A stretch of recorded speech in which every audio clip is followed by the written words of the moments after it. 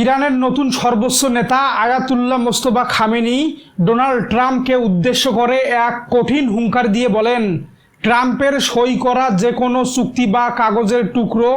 আক্ষরিক অর্থেই এক চরম মূল্যহীন দলিল। ওভাল অফিসে বসে যারা ইরানকে ধ্বংস করার স্বপ্ন দেখেছে, সেই মার্কিন সাম্রাজ্যবাদীদের এবার এমন এক অস্মরণীয় শিক্ষা দেওয়া হবে যা ইতিহাস আগে কখনো দেখেনি। মধ্যপ্রাচ্যে আমেরিকার যত সামরিক ঘাঁটি রয়েছে তার আশেপাশের সাধারণ মানুষ যেন এখনোই নিরাপদ দূরত্বে সরে যান, কারণ খুব শীঘ্রই আমেরিকার এই খুনে বাহিনীর ওপর আমাদের চূড়ান্ত ও প্রলয়ঙ্কারী আঘাত আছড়ে পড়তে যাচ্ছে। মার্কিন প্রেসিডেন্ট ডোনাল্ড ট্রাম্পের সর্বাত্মক নৌ অবরোধ এবং পেন্টাগনের বিমান হামলার জবাবে ইরানের নতুন সর্বোচ্চ নেতা আয়াতুল্লাহ মোস্তফা খামেনি এই সরাসরি ও রক্তক্ষয়ী হুঁশিয়ারি পুরো বিশ্ব ভূরাজনীতিতে আক্ষরিক অর্থেই এক পারমাণবিক বিস্ফোরণ ঘটিয়েছে। তেহরানের সুপ্রিম কমান্ডো থেকে জারি করা এই চূড়ান্ত ফতোয়া ও রণহুঙ্কার কেবল ওয়াশিংটনকেই কাঁপিয়ে দেয়নি, বরং এটি মধ্যপ্রাচ্যের বুকে মার্কিনীদের টিকিয়ে রাখার সমস্ত সমীকরণ এক রাতে ওলটপালট করে দিয়েছে। ইরানের সর্বোচ্চ নেতা স্পষ্ট করে দিয়েছেন যে ট্রাম্প প্রশাসন যদি মনে করে থাকে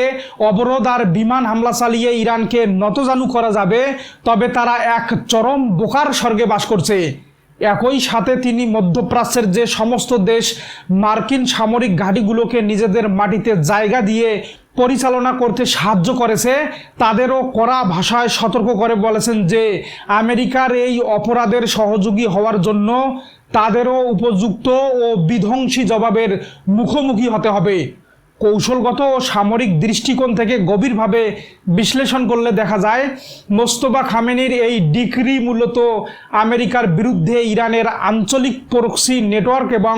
ইসলামিক প্রতিরোধ অক্ষকে অর্থাৎ এক্সিস অফ রেজিস্ট্যান্সকে একযোগে অল আউট যুদ্ধে লেলিয়ে দেওয়ার চূড়ান্ত গ্রিন সিগন্যাল বা সবুজ সংকেত। প্রিয় দর্শক, চলুন একটু জেনে নেওয়া যাক এই প্রক্সি বাহিনী মূলত কারা আর ইরান কিভাবে এদের ব্যবহার করে আমেরিকা ও ইসরায়েলকে প্রতিনিয়ত চরম আতঙ্কের মধ্যে রাখে। মূলত কৌশলগতভাবে ইরান এই প্রক্সি বাহিনীকে সরাসরি যুদ্ধক্ষেত্রে নিজেদের প্রধান সামরিক ঢাল হিসেবে ব্যবহার করে, যাতে আমেরিকার মতো পারমাণবিক পরাশক্তি বা ইসরায়েলের সাথে সরাসরি যুদ্ধ এড়িয়েও তাদের বুক কাঁপানো ডিফেন্স লাইনের ওপর বিধ্বংসী আঘাত হানা যায়। তেহরানের কুদস ফোর্স এই প্রক্সি গ্রুপগুলোকে শুধু কোটি কোটি ডলারের আধুনিক অস্ত্র আর অর্থই দেয় না, বরং তাদের নিখুঁত ও দূরপাল্লার ড্রোন এবং গাইডেন্স মিসাইল প্রযুক্তিতে পুরোপুরি স্বাবলম্বী করে তুলেছে। এর ফলে ইরান নিজে ব্যাক স্টেজে বা পর্দার আড়ালে নিরাপদ দূরত্বে থেকে স্রেফ রিমোট কন্ট্রোলের মাধ্যমে সামরিক পরিকাঠামোতে লাগাতার রক্তক্ষরণ ঘটাতে পারে, যার কোনো সরাসরি দায়ও তেহরানের ওপর কখনোই আসে না। এর সরাসরি অর্থ হলো ইয়েমেনের হুতি বিদ্রোহী, লেবাননের হিজবুল্লাহ এবং ইরাক ও সিরিয়ার ইসলামিক রেজিস্ট্যান্স গ্রুপগুলো এখন যে কোনো মুহূর্তে মধ্যপ্রাচ্যে থাকা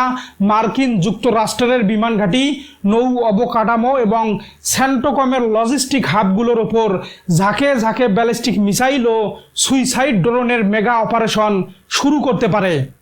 খামেনির এই সুনির্দিষ্ট হুঁশিয়ারি মার্কিন পেন্টাগনের থিঙ্ক ট্যাঙ্কগুলোর ঘুম ইতিমধ্যেই উড়িয়ে দিয়েছে, কারণ হিজবুল্লাহ ও হুতিদের ক্ষেপণাস্ত্রের আওতার মধ্যে মধ্যপ্রাচ্যের প্রতিটা মার্কিন সামরিক ক্যাম্প এখন সম্পূর্ণ অরক্ষিত অবস্থায় রয়েছে।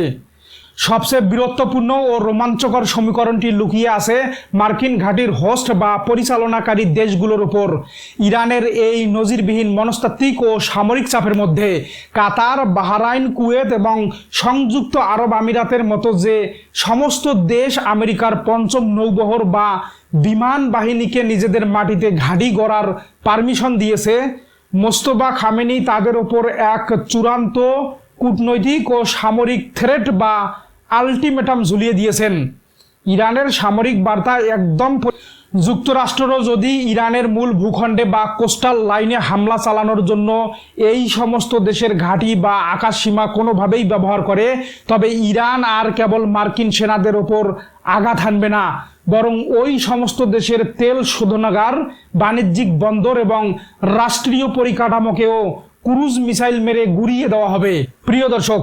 ইরানের এই মারমুখী ও আগ্রাসী প্রতিরক্ষামূলক চালের কারণে মধ্যপ্রাচ্যের আরব রাষ্ট্রগুলোর ভেতরে এখন তীব্র আতঙ্ক ছড়িয়ে পড়েছে এবং তারা গোপনে ওয়াশিংটনের সাথে যোগাযোগ করে